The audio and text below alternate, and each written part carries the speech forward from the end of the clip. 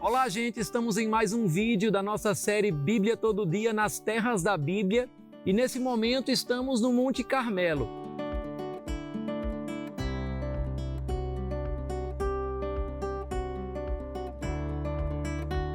Monte Carmelo, que é o cenário de muitas das histórias do Antigo Testamento, mas especialmente as histórias do profeta Elias. Foi aqui onde eu estou nesse momento que provavelmente aconteceu aquela passagem de 1 Reis, no capítulo 18, onde desce fogo do céu e onde também os 450 profetas de Baal são mortos. Na verdade, Israel passava por um grande período de degradação moral. E naquele momento, Elias se levantou como um libertador, como alguém que enfrentou ao rei Acabe, que havia casado com Jezebel, que trouxe profetas de Baal, de outros deuses, para, de certa forma, confundir a religião, a fé do povo de Deus naquele lugar. E Elias, então, convoca o povo para fazer um desafio. No capítulo 18 e no versículo 1, a Bíblia diz: depois de um longo tempo, no 3º ano da seca, a palavra do Senhor veio a Elias: vá apresentar-se a Acabe, pois enviarei chuva sobre a terra. E Elias foi. Como a fome era grande em Samaria, Acabe convocou Obadias, o responsável por seu palácio, homem que temia muito o Senhor. Obadias havia separado em cavernas profetas que ainda não foram mortos por Jezebel, que perseguia os profetas do Senhor, e ele alimentava aqueles profetas com comida, com água. Esse Obadias encontra o profeta Elias, que convoca um encontro com o rei Acabe. E aqui nós temos uma passagem muito conhecida e eu vou ler para vocês o que a Bíblia diz no capítulo 18 de 1 Reis, no versículo 16. Obadias dirigiu-se a Acabe, passou-lhe a informação e Acabe foi ao encontro de Elias. Quando viu Elias, disse-lhe: é você mesmo, perturbador de Israel? Não tenho perturbado Israel, Elias respondeu, mas você e a família do seu pai têm. Vocês abandonaram os mandamentos do Senhor e seguiram os Baalins. Elias era visto por Acabe como um perturbador, mas na verdade ele estava fazendo uma grande reforma, ele ia trazer um avivamento para aquela nação. E na continuação, Elias faz o desafio que talvez seja o mais famoso.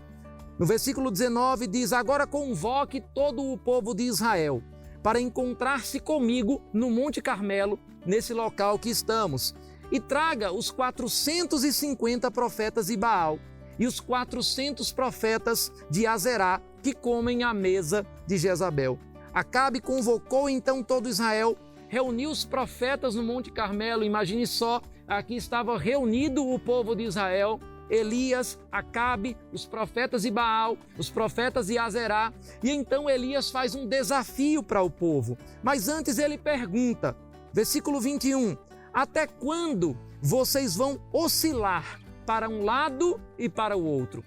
Ou em outras palavras, até quando vamos cochear entre dois pensamentos? Até quando seremos inconstantes? O que pode fazer essa inconstância acabar em nossas vidas? O povo às vezes adorava Azerá, às vezes adorava Baal, às vezes adorava o Senhor. E ele diz: se o Senhor é Deus, sigam-no, mas se Baal é Deus, sigam-no. E o povo, porém, nada respondeu. Mas então Elias faz um desafio. Ele diz: eu sou o único que restou dos profetas. E eu vou fazer o seguinte: tragam 2 novilhos, escolham um, cortem em pedaços e ponham sobre a lenha, mas não acendam fogo.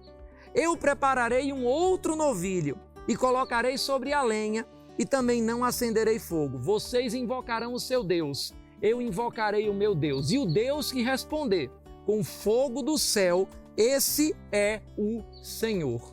Todo mundo gosta de ver uma experiência sobrenatural. Quem não queria ver fogo do céu caindo? Aquela passividade acaba e as pessoas dizem que querem aceitar o desafio. Nós vemos no avançar da história que os profetas de Baal fazem o seu sacrifício, mas nada acontece. Até que Elias finalmente desafia o povo. E então, no capítulo 18, A Bíblia fala no versículo 32 que ele construiu um altar em honra ao Senhor, cavou ao redor uma valeta onde podiam ser semeadas 2 medidas de sementes. E depois de colocar o novilho naquele local, ele dá uma instrução no mínimo curiosa: encham de água 4 jarras grandes e derramem sobre o holocausto e sobre a lenha. Agora, visitando toda essa região, nós percebemos como água é escasso nesse lugar. Mesmo no momento de seca que eles estavam, 3 anos ou mais de 3 anos de seca, Elias pede que eles tirem das águas que eles tinham de uma jornada longa para derramar sobre o holocausto. No versículo 34 diz: façam novamente, e eles fizeram de novo. Façam pela 3ª vez, ele ordena, e eles fizeram pela 3ª vez. Se nós fizermos uma rápida comparação para as nossas medidas atuais, nós estamos falando de 150 litros de água que foram derramados no local onde estava o holocausto. E eu posso dizer, esse foi o verdadeiro sacrifício. Não o animal que Elias preparou, mas a água que cada um trazia de uma longa jornada a pé, num momento de mais de 3 anos de seca. Essa era a oferta sacrificial que fez Elias ter a autoridade de dizer diante do Senhor que o coração do povo havia se voltado para Deus. De fato, o nosso coração se volta para o Senhor quando nós também permitimos que as nossas finanças, que os nossos recursos, que aquilo que nós temos de precioso possa ser oferecido ao Senhor. Eu deixo para você essa reflexão final. Você vai cochear, você vai oscilar entre 2 pensamentos. Uma forma de desenvolvermos a nossa constância é podermos canalizar o nosso tesouro para aquilo que acreditamos, porque foi o próprio Jesus quem falou que onde está o nosso tesouro, é aí que está o nosso coração. Compartilhe esse vídeo com outras pessoas e continua conosco no Bíblia Todo Dia, nas terras da Bíblia, sabendo que o resultado dessa oferta de água que eles tiveram foi também deste lugar. Elias dizer ao seu servo: eu vejo uma pequena nuvem do tamanho da mão de um homem, o final de uma seca de mais de 3 anos e chuvas abundantes. Eles plantaram a água que eles tinham e eles colheram a água dos céus. E é isso que o Senhor faz sobre as nossas vidas. Até o próximo vídeo.